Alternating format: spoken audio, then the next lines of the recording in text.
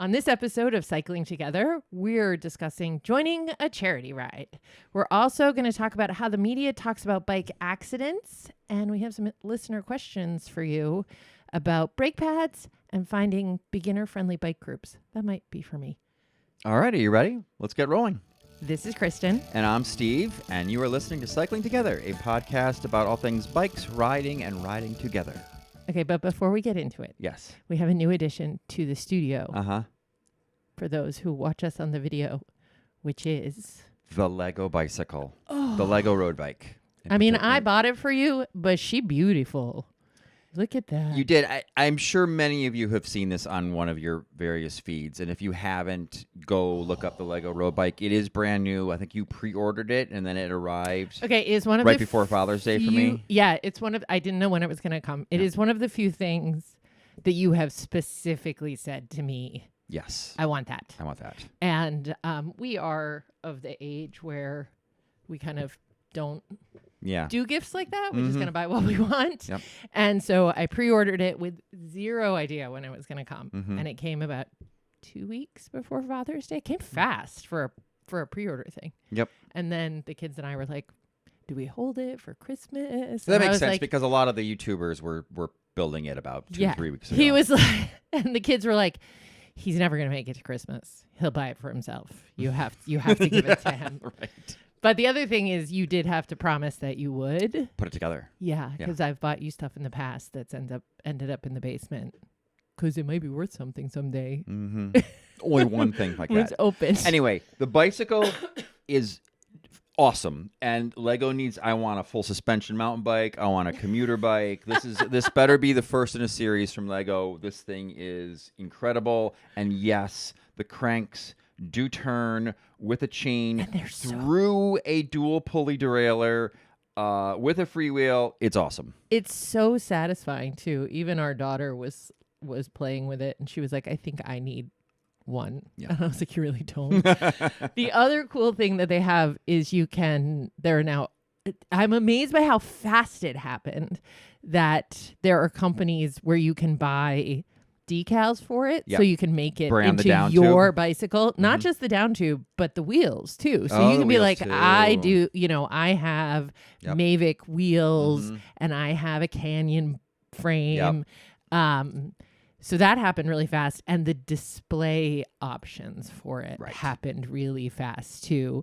And again, our daughter and I were looking at some of the display options, and she was like, you can only get him a display if you can still turn the crank. She was like, if it hangs from there and it stops the turn, that's terrible. But it doesn't. The one I saw, it hangs from the top tube. Yep. Just like if it was hanging at your...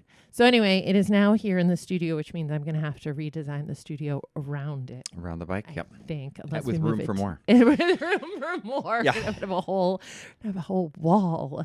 All right. Anyway. So I have injected in just a quick topic. I want to spend real quick on this because we've been talking about... before we get into charity rides? Yeah, because we've been talking about 32-inch wheels since their debut over a year ago with some tires. Yep, at a trade show. So here's what I want to talk about.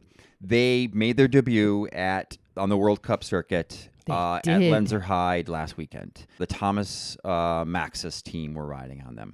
And in particular, their stars, Alessandra Keller and Matthias Flukinger. So Keller was the one who was first up on it in the cross country. And she did actually really well in the short track on the Friday before. Yep. Okay. But you could see the differences in that short track. Now, the short track course is different. It is faster. It is less technical. Yeah. Height of these two people, Alexandra is like 5'9", 5'10". Yeah. Okay, so tall. Like my height. Okay. Matthias is, I think, is a little shorter. I haven't looked him up, but I believe he's a little shorter than that. Got it. They probably both ride a medium frame, if I were to guess, but that's neither here nor there.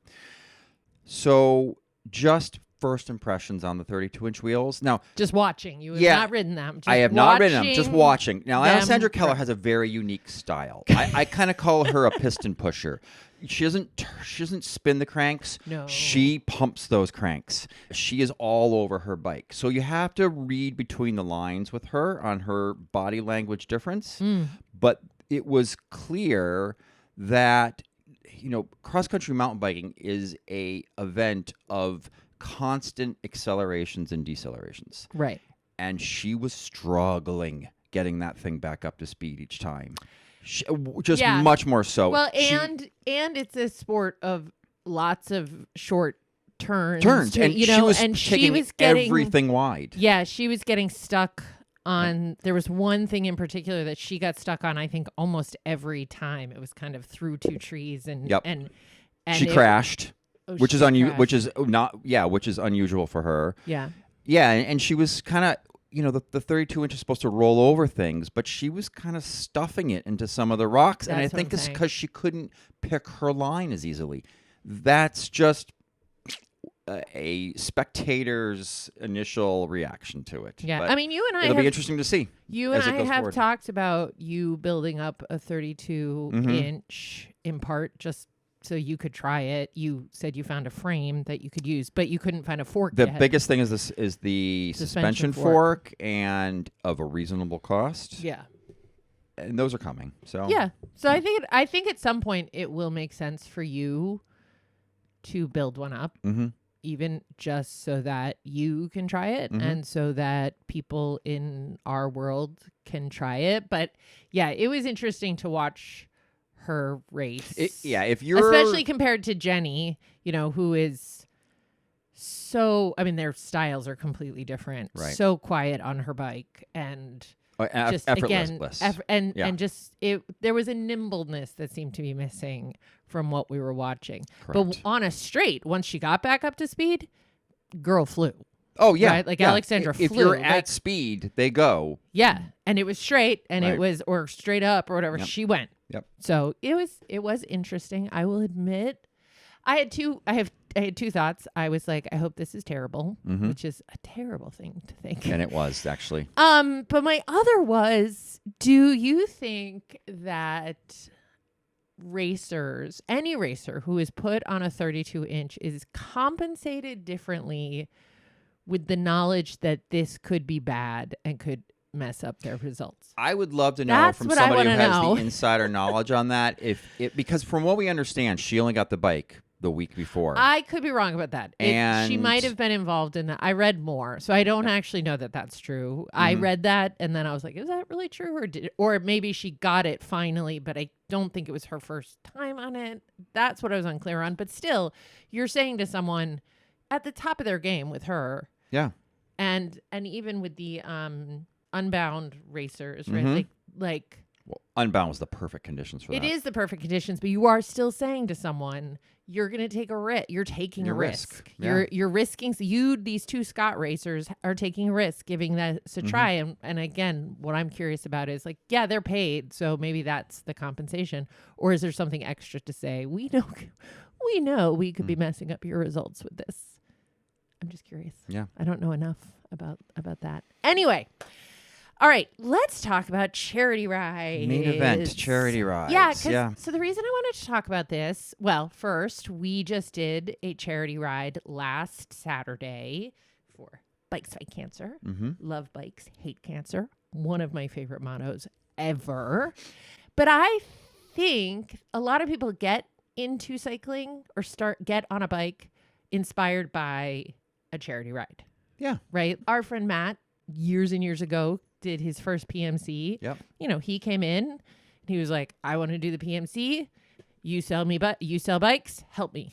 So that's the inspiration of it. Well, this will be you were doing the triple this year for the Pan Mass Challenge. Also inspired by the fact that we have signed up for a charity ride. You're doing your 5th year of PMC Unpaved, as am I. This is actually my 11th year involved in a PMC ride. And yes, this year I'm calling it the mini triple because I did one. The mini triple, sure. I'm going to call it mini triple because I did winter cycle with Anders.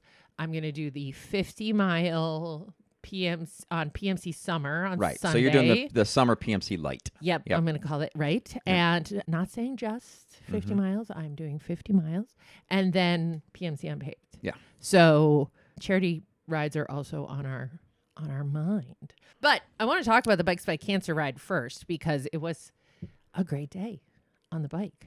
It was, and the weather was night and day from last year, which was, of course, was in middle of June, 55 degrees and drizzly, right? That's right. And this year we had, just beautiful. It was probably, 78, 80 and sunny. Yeah. A little bit of clouds came in, right? But it was great.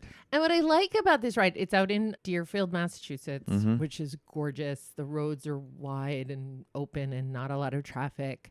What I like about this ride, which will get us into some of the topics we're going to talk about, is it's a really nice beginner ride. Like they have they're very welcoming to the new cyclists with their short course. Like you see riders that you don't often see at charity rides. Yeah. At least for us in many cases. And that would be the kind of riders who they're not riders. They are people who picked up a bike and they are enjoying the day out on the bike to inspired fight cancer. By something local too, by someone local, inspired by a local team, a local, maybe a local patient, somebody who has been impacted by cancer. And I remember last year I didn't ride, I was the MC, and that beginner group showed up and some of them were wearing, Tevas, and some of them were like they were just there to get this 25 done. They got it done. Yeah. The vibe was really high. The vibe was great. They are just so happy to be out there, right? And and this year they had about 600 cyclists at Bikes Fight Cancer, 150 volunteers. They raised $425,000, which they distribute amongst various community organizations. But I'm going to put this on my bucket list of a do again. No problem. So let's dive in. Okay. And I think the number one question that we want to talk about before we get to the bike is how to find the right ride for you. Yep. Right. So for the distance, I mean, should it be with a charity ride and if you're raising money and you're asking people to give you donations and so forth. Now, some charity rides, you just pay the entry fee and that is your donation, or at least that's the minimum. Yeah. Right. They'll always want you to take. Yeah, we'll get to the fundraising piece of it. But should it be that you're pushing yourself? You know what I mean? In terms of, so the 25 miles for all of those non-rider beginners out there, like that's a big ride for them, right? And so that's fantastic. That's a big day out on the bike. And for them. I think that's right. But I think it's knowing how far to push yourself, because we've certainly had friends sign up. We're going to focus a lot on PMC because that is the ride we know the best. There are lots of other. And certainly one of the premier cycling fundraising events in the country. I believe it is the largest cycling event in the country, fundraising event in the country. So the core summer PMC route used to be Sturbridge to Bourne to Provincetown, or Wellesley to Bourne to Provincetown, or a lot of people might just take on the one day, which is Wellesley to Bourne. Yep. That is still 90 miles. Yeah. And I'm not saying you can't do it, but there's a pushing big day. Yourself, and then there's soul crushing, right? And like I was talking to someone at Bikes Fight Cancer about how I was doing the Sunday 50. And she didn't even know that was an option. Like she didn't realize you were talking to somebody at Bikes Fight Cancer. You were doing the Sunday 50 at PMC. Yeah, at PMC. Like I was talking to someone at Bikes Fight Cancer about doing the PMC Sunday 50.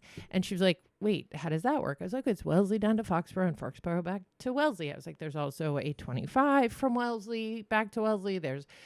I don't think that she realized there were so many different options to do, like mileage wise, where you could still push yourself, but not to the point where you crack, right? Like, you're right. I guess the PMC has built themselves up around so much about that to the end of the Cape type of situation that maybe even people don't know you can do one day. Oh yeah, no, I mean, and it's.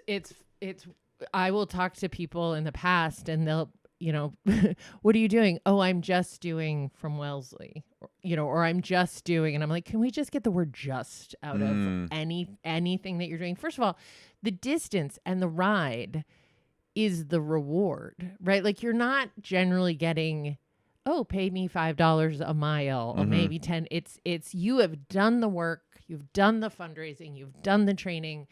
This is your reward. Yeah. This is the end of the line party. And so, yes, you want to push yourself. You want to feel like you've worked. Yeah, but don't break yourself. Don't break yourself. So I think looking at those distances, also looking at the elevation, right? Because you could have a fundraiser, 50 miles Bikes Fight Cancer, very different than 50-mile PMC unpaved. Yep. Right? Same distance. Yep. Crazy elevation difference. Right. The other thing is train for it. Oh, yeah. So most charity rides will provide you with a training guide if you go to their website. And I remember my first year of the PMC when I was doing Sturbridge to Provincetown. Yeah. I followed that thing to the letter. Oh, you did? You followed I did. The training plan? Really? Oh, I followed that to the letter, to the point that my friends who had done the PMC before were like, you're going to overtrain. And I was like, I don't think so. I don't think that's possible. I totally get it now. People who've I'm this way now, like done it before. They're like, I know how much training I need to do to get there comfortably. But if you don't know, then that training guide for the PMC 2-day, it was perfect because it brought you up in your mileage, then it brought you down, but to 2 days in a row, because that's really what you have to train for. It's not enough to just do 80 miles in one day. You have to do 80 miles 2 days in a row. So it would back you off your mileage, but add a second day. So you were, and then it told you when to start relaxing because you needed to. So if the charity ride you have doesn't have a training plan and you're not sure what to do, you might be able to look at other charity rides and see if they have something out there. Absolutely. Absolutely. And I'm sure the internet would deliver some kind of training ride. But my point is, ignore anyone who says you're overtraining. If you're happy. Oh, yeah. Overtraining, no. So, my big things about distances like that is that you don't need to do the full distance in your training to be able to do the full distance on the day. No. So if you're going to be doing a century, right, and maybe you haven't done a century or you don't do it very often, if you get a good 75, 80 mile ride in, you're like, I'm comfortable with this now, you're going to be fine on the final day. Maybe the last 10 miles will be like, are we there yet? But you won't feel bad when you get to the end. Well, because the other thing is every charity ride that I've done has rest areas perfectly spaced so that if you can just get in the headset of like, I just need to get to the next rest area. We even did this like during Bikes Fight Cancer. It's 50 miles. And so at 10 miles, I go 4 more times, 3 more times, 2 more times. Because in my head, I didn't know how prepared I was for 50 miles. I haven't done that kind of distance probably since last year. Yeah. But if I could like mentally be like 10 miles. So yeah, if you can then, to your point, get to that point where you're like, oh, I know I can do 55. I can do 80. If I, it will get you there. Speaking of. And then rest the week before. Yeah. Not rest, but do not do big rides the week before. I think I always think you should have that.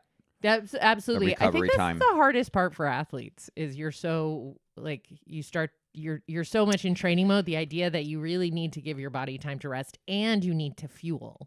Like, well, I think that's what the Whoop is all about, right? It's saying that the most important part of your training is actually the recovery part.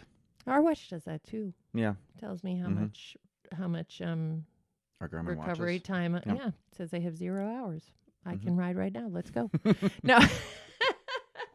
No, I think the other thing is in that week leading up to it is the fueling starts then. Yeah. The fueling starts like 3 days before. It doesn't start the night before as much as we all want to gorge on a carb dinner. Right. And the other things, let's talk about, since we're in training, how big these rides can be. Oh, thousands of people. Yeah. Yeah. How do you prepare for riding with thousands of people? Can you prepare for thousands of people? Oh, so this is a good one.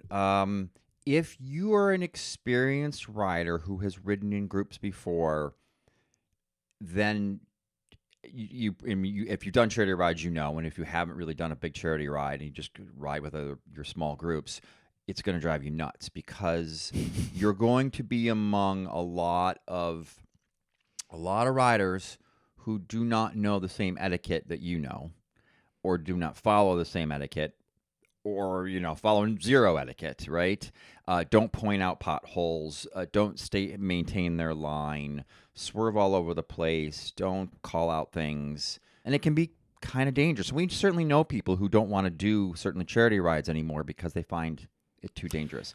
So this is where it's just sort of helpful to me say, okay, you know what? I'm going to keep myself away from people. Yes, and you can do that. Yep. Because it will string out really fast. And it will string out. Some of it, I think, is practicing with your, so in PMC speak, we have teams. And these are not teams for competitive purposes. They tend to be teams for training, moral support, fundraising, logistics. Mm-hmm. Practicing with your team certainly is a good way to start, right? Yep. If you guys get into a rhythm and you start to learn, if you can ride with someone who does know all these rules, or like we were talking to one of our neighbors who has a team, and he asked at one point if I could come and train them on some of these etiquette things, like pointing out holes. And I think that's a good place to start. Yeah. And then often you will see people joining smaller charity rides first, maybe ones that don't have a fundraising minimum, like Bike Fights Cancer, right? So that they can get a taste of riding with a big group of people. I think it's really important to remember that, first of all, it's not a race, it's a ride. Yep. 100% there. People are not. And there will people be racing. There will people who will be almost treating it as a race. Oh, yes, there will. But if you're not, they're gone, so don't worry about them. Don't worry about them, but the idea is to be as predictable as you can be, right? As to stay in your line, not a lot of swerving around. Stay on the right side of the yellow line. Roads are usually open roads. Yeah, yep. And again, remember, you're surrounded by people. I remember at Bikes Fight Cancer last year, I'm standing there with our daughter at the end, and these two women came in, and the one who was they weren't together, just suddenly swerved right to saw her friend, so swerved right and smacked right into the rider that was next to her, and then started yelling at her. And it's okay, yes, she was the rider behind, so she has to pay attention to you, but you also did a 90-degree turn into her. So it's especially, I think those are the moments, the start and the finish are definitely the most dangerous areas, right? Because we're all starting at the same time, trying to find our group, trying to stay our rhythm. I don't think the finish. The finish is usually just ones, twos coming in. The finish is because we're not always paying attention. We're so excited we're done. You're tired. That's where I see the most clunks into each other, because again, someone comes in and they're so excited they're done, and they're not necessarily paying attention to everyone around them. They're just laser focused on, there's my husband, there's my friend. So it's definitely about being aware and just practicing riding and traffic. We have a podcast on road etiquette, I think. We do. I know. Yep. Yeah, but if you can be in that group in the beginning, then the first 10, 15, 20 miles can go by so nicely when you are caught up in that group, and hopefully you're chit-chatting with everybody around you, and you're just cruising along, and of course you're not working as hard because you're in the draft of the group, and then just suddenly you've melted away miles before it starts to string out. And that's the other thing, though, is to be careful that in your enthusiasm for the ride starting, you don't burn out all your watts because, we're riding. If that initial group you're riding with is at an average speed 3, 4, 5 miles per hour than your normal pace, then you can all suddenly, when things string out and maybe you're with your little small group or even alone, you start to say, oh, I'm feeling a little more tired than I should be here. Yeah. Absolutely. Training is part of I think the big message I want a new rider to come away from this podcast or anytime we talk about a charity ride is don't let the experienced riders keep you from being prepared. Right? Like being prepared? Don't leave things to the last minute. So we just talked about don't leaving training to like do the training. Don't let someone be like, no, you don't have to train that much. It's totally fine. Oh, yeah. Right. The other one is the bike. Right. We've talked about buying a bike. We're not going to get too much into that. Right. But I do find charity riders tend to be the ones. So you set up a tent. Yeah. It's I call it an unsanctioned support tent. About how many miles from the start? Oh, of the only Wellesley? like 6 miles maybe from the start? So 6 miles from the Wellesley start of the PMC. And you're there to cheer, but you're also there to provide a level of support that I guess I'm still surprised by the things that roll into that tent. Yeah.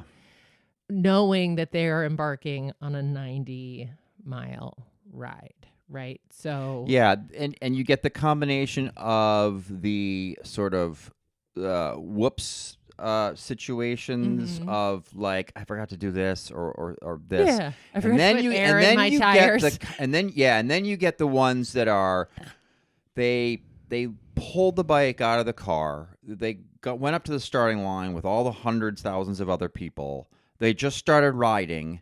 Yeah. They had not been on the bike. Yeah. And now they are 5-6 miles in and saying, oh, like... struggling.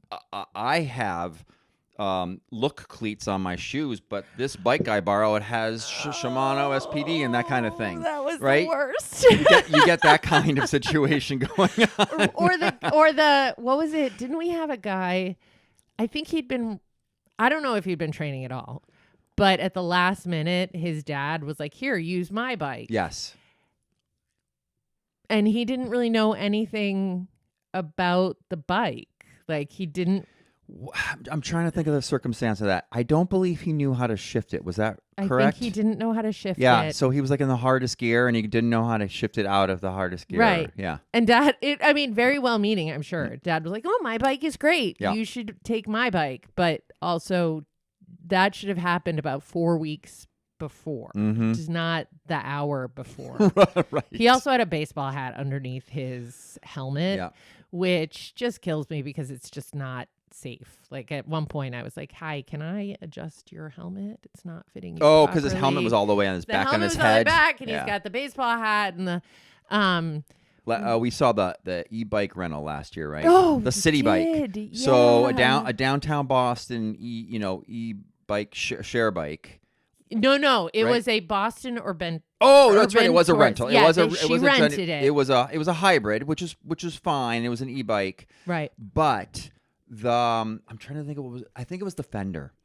So the fender was just dragging into the tire. I mean, dragging hard. So she comes up. She's on an e-bike. Rubber. We're only 6 miles into the ride, and she is. She's last, basically. Yes. And half hour behind everybody else, and this thing is just, so she pulls in, and I get the thing unstuck and the fender out of there, and I was like, you probably just blew through 80% of your battery dragging through this. No wonder you've been having a hard time. Yeah, and then off she went, but she's not gonna have enough battery for the rest of that ride. Yeah, I always wondered how. And the tire, there was so much, it was rubber just coating the bike because it had been just being scraped off by that fender. Now, if there's something seriously wrong like that, and the thing is, some people don't she didn't have no idea. She had no idea there was a problem. Not. Right. But there are roaming support vehicles. Yes. She could have a mile in. Stopped, and the sort of the sag wagon would have easily been able to help her with this. Yeah, but yeah, but she didn't know. She didn't know. And I think it's probably because she rented the bike the night before. Yeah. Thinking she was going to get this done, which I think the thing with charity riders to your point, is they're not necessarily cyclists. They're people who are using the bike as a means to raise money, to, channel something. And so... Right. It's in the charity rides that you see these type of riders. Yeah, exactly. What are some of the other things we've seen at the tent over the years? One of the greatest ones I had was somebody came rolling in with a broken spoke. She broke a spoke between the start and my tent 6 miles in. And I don't always carry this, but for whatever reason, I had blank spokes and my spoke threader tool. You happened to bring both of those things? I was fully kitted that year, right? Okay. So, I cut a spoke to the right length, threaded it. I replaced her broken spoke in her wheel on the spot on the side of the road, and she was off. And you didn't necessarily need to replace it, did you? Couldn't I could true the wheel. I could true the wheel. So she probably had rim brakes at that time. That was a while ago, and so I probably could have trued the wheel so it wasn't rubbing the brakes. Oh, is that right? Yeah. But I had the equipment there, and I was like, I'm just gonna. She was doing the full thing. She's got 2 days. Near 200 miles, I was like, let's get you set. Because nobody was going to have that. Like, that was going to be a hard fix at even the big stops. Yeah, and let's talk about that. So with charity rides, the best ones that we've been to have been very well supported by shops. Usually by local bike shops. By local bike shops who volunteer their time. And I will say one of the things I hear a lot, not from the bike shop, but from other cyclists will tell us their observation, is that people will arrive the day morning of or the day before when you're checking in and go to the tent where the bike shop is and basically be like, can you just fix this all? Can you just make this all better? Yeah, right. Or the best story I heard was somebody was like, I bought this. Can you put it together for me? Right. Yes. And the bike shop does. They really do heroes work to get these people up and running. But I would say don't do that. Even you, a week before the PMC will start getting I took my bike off the wall and I think it needs a tune-up. Right. And you're going to do your best to accommodate that. But you have a queue of customers and it's not fair to them. Right. To skip the line. So as much as possible, you do want to have your bike, get on that bike a couple of weeks before. I remember being on the first PMC I did. I'm on the boat back. I'm talking to this young couple. And I had said something, we were talking about training and getting ready. And he, young guy, was like, oh, yeah, no, I totally, I train. And his girlfriend was like, he does not train. He just pulled that bike out of the garage yesterday and banged out 200 miles. And I was like, I hate you so much. That is not the situation for me. And the other thing I'm going to say is don't, this is the time where I start getting, the PMC's in August, and I start getting appointments for late July as people kind of plan for the PMC. Yes. They're like, let me get on your calendar. Yeah. So my biggest tip there is don't get a tune-up from your local bike shop and then not ride the bike before your big event. Oh, yes. Even from me. Yeah. Yeah. Right? I want you to do a ride before your big event. Yeah. You just want to make sure everything's, there's no weird noises. Everything's in the right place. Most of the time it would be fine if you did that. Yeah. But it's just not recommended. Right. It's just again, help the poor mechanics that are dealing with whatever. I will say also, we've done support at smaller events. The bike shop is not there to take your bike that is a complete disaster and turn it and fix it. You've seen that. We had a local event and these bikes that were coming in were dangerous. Yeah. And you do as much as you can. You have the parts that you can, but that is not. But I have a line of people waiting. Yeah, that's what I'm saying. The event starts in 40 minutes. That is not the time, right? I get it. Again, you take it out and you realize something's broken. You didn't plan ahead. But I think with charity rides, really a good, a good offense is the best defense. Make sure you just prepare. Give everybody a chance to help you out.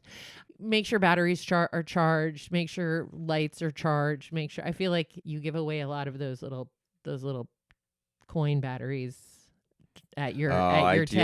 I do like, give away a lot of those CR2. I don't know why this isn't shifting because your battery is dead. Oh, I've done that at the tent. I've changed shifter batteries. Yep. Yeah. One person kind of knocked their shift lever, pulling out the Di2 wire. Wasn't sure why it wasn't shifting. Right. Yeah, all those kind of things. Yeah, I mean, accidents happen. So that's the point, is try to prepare as much as possible so that the bike shops can deal with the real.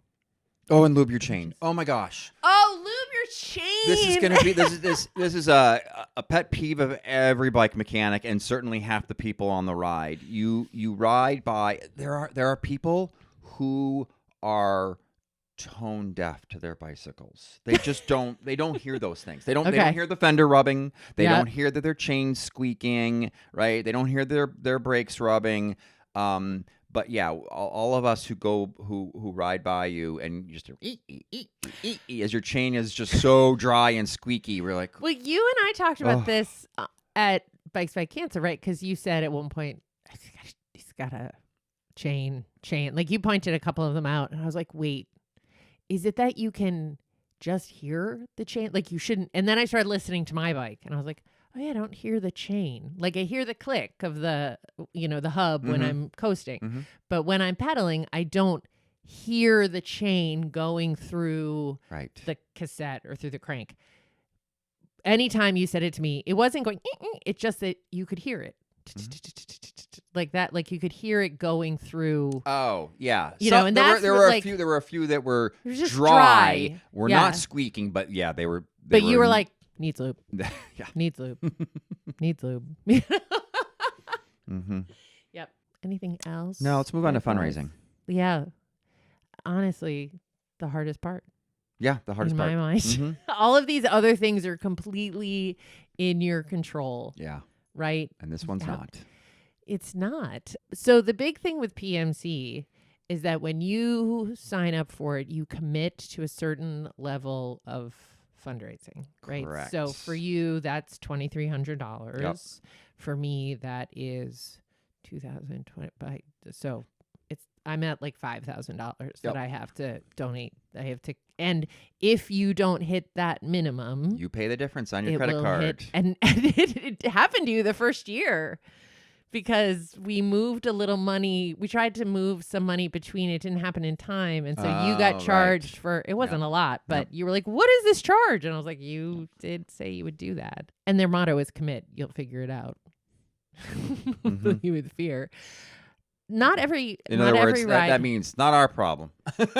Basically, we are on a mission and we are unapologetic about it. Now, our friend Meg, who runs Bikes Fight Cancer, they do not have a fundraising minimum. Right. And they raised a crap ton of money. So, it's not that it's required for all rides. So I guess that's the big one, is when you're signing up for a ride, if it's like the PMC where you have to make up the difference, or is it just the entry fee and then they want you to try and fundraise on top of that?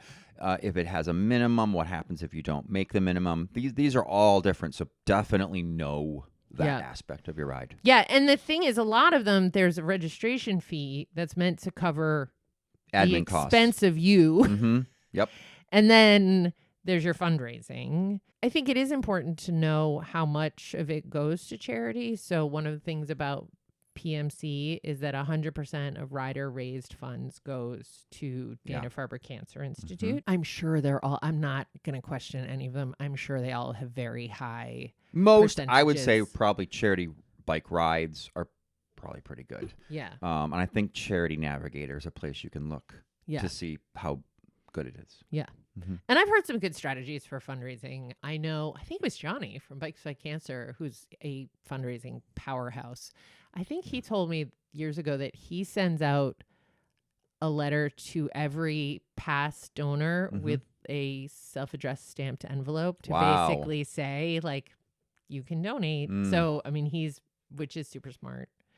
It is. I don't like people asking people for money. Yeah, no kidding.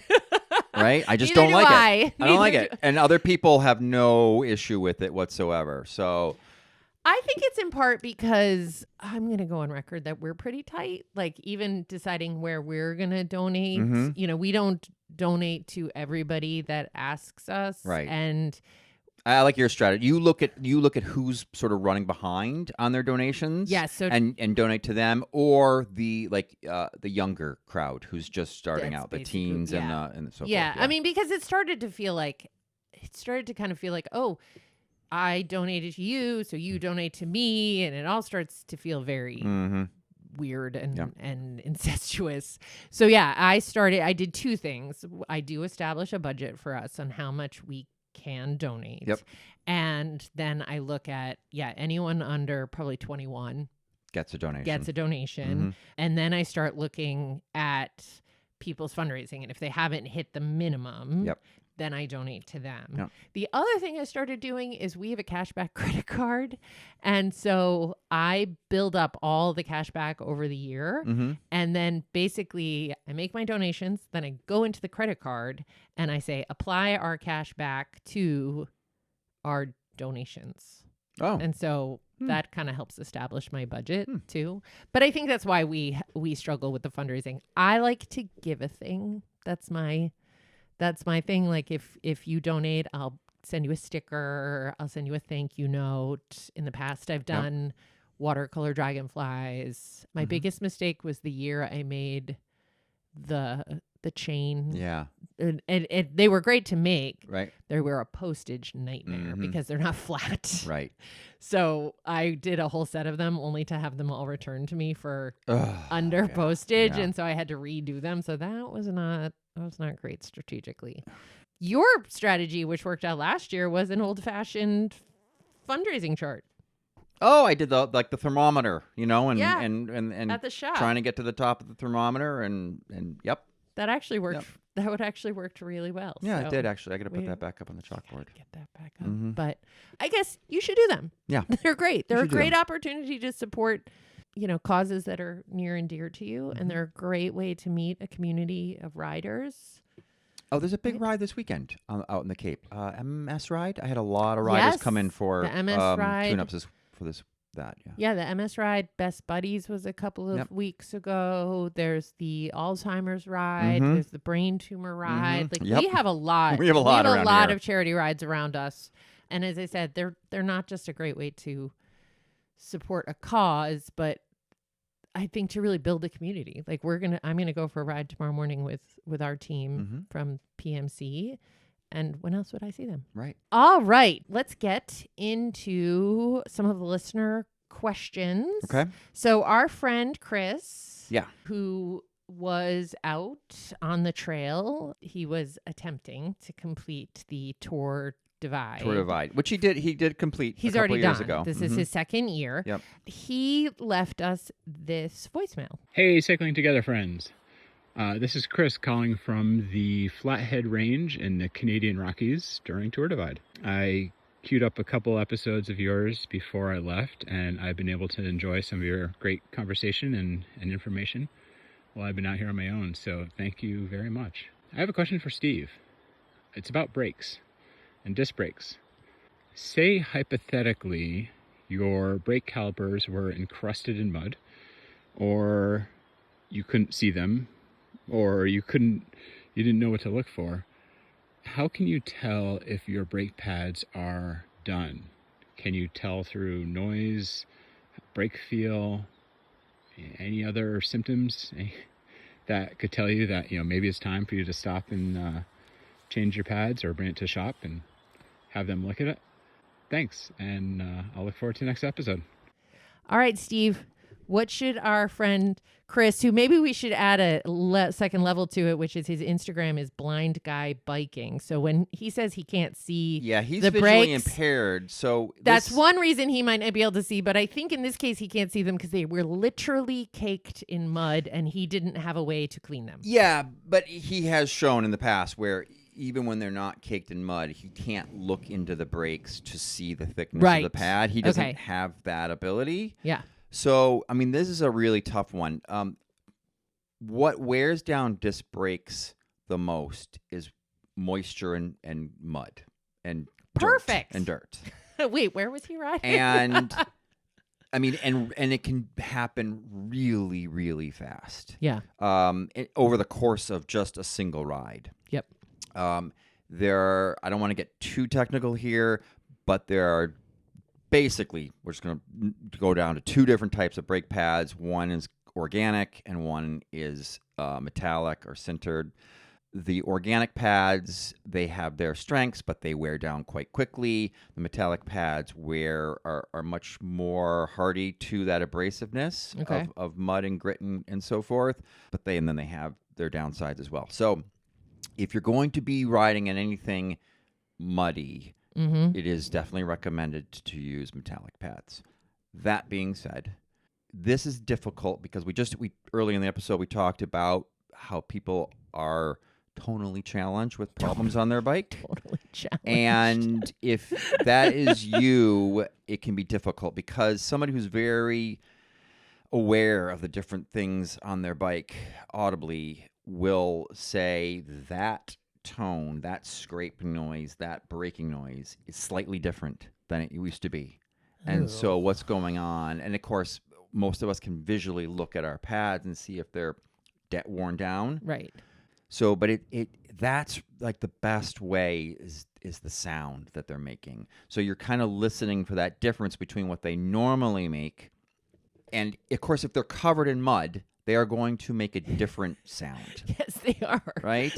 So, hopefully there's a distinction there between sort of a braking noise with grit and a metallic noise, because what happens when the pads wear down really thin, you'll start to reach the thickness of the spring that's in between the two pads. Yes. And then after that, you'll literally get down to the metal backing plate, which is now rubbing up against the rotor. So what will happen first is that little thin metal spring will start rubbing the rotor. Okay. And that will make a metallic scraping noise. And that is sort of your first indication that there's a problem. The other thing is that while hydraulic disc brakes self-adjust so that the throw of the brake levers remains pretty much the same, when you really get down to the end of the pad, there is more throw in the levers. Okay, because it's past what's kind of normal. You're sort of past the volume of what's the oil in the master cylinder, and now you're really kind of they can start going down even close to the bar.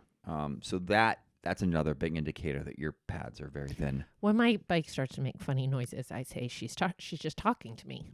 She's just trying to tell me something. I just don't always know what she's trying to tell me. Like something down there's making a funny noise, something downstairs, and I come to you and I say she's making funny noises. Noises are mechanics' worst nightmares in some cases. Are they? Because sometimes they're just not. There are so many noises that people come to me with, and I go, "Yep, I know what that is." And then there's so many. It's like, well, it could be this and this and this and this and this, right? And you just sort of have to one by one start. In some cases, even swapping other parts in and out to try and see if it works. Does it help if I come in and I go, it sounds like this? And I don't bring the bike? No, but what's happening recently... Oh, no. What's happening recently is, AI. Oh. Well, AI told me that noise is this. Ugh. Yeah. AI is incorrect. I think you had one where you were like, AI is incorrect. I'm telling you, we are going to have a show called Steve v. the Machine. And maybe we should submit for questions. And basically I want to ask AI the question. And then I want you to tell me if the answer is reasonable. Right. That's my goal. All right. We also got fan mail. Fan mail is through your podcasting app. You can actually click on leave a voicemail or leave a just a text message. Unfortunately, we don't know who they're from, so feel free to say this is Betty from New Jersey. But anyway, the question was, hello, how do I find a beginner's bike group for women in New Jersey? Thank you. So I'm going to split this into two, right? Yep. Number one is, how do you find a beginner's bike group? And she didn't specify mountain bike or road or whatever.